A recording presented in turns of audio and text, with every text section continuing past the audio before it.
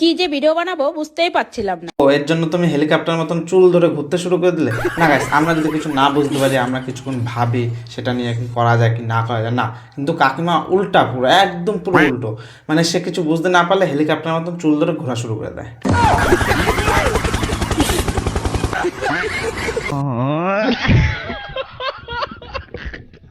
ডিম সুমি একদমই খেতে চায় না। সত্যি বলেছো, তোমার সুমি একদমই ডিম খেতে পছন্দ করে না। তার জন্য যে প্লেট ভর্তি করে কুকুরে গু নিয়ে বসেছে, দুজন মিলে খাচ্ছে।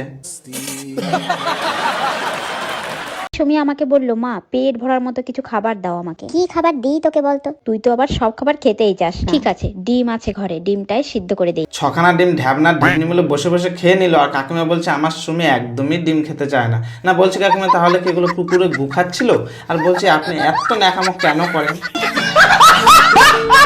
অনেক দিন পরে আজকে গেট রেডি নিয়ে চলে আসলাম। এতদিন পর আপনাকে কে আসতে বললো এই ন্যাকামো দেখানোর জন্য?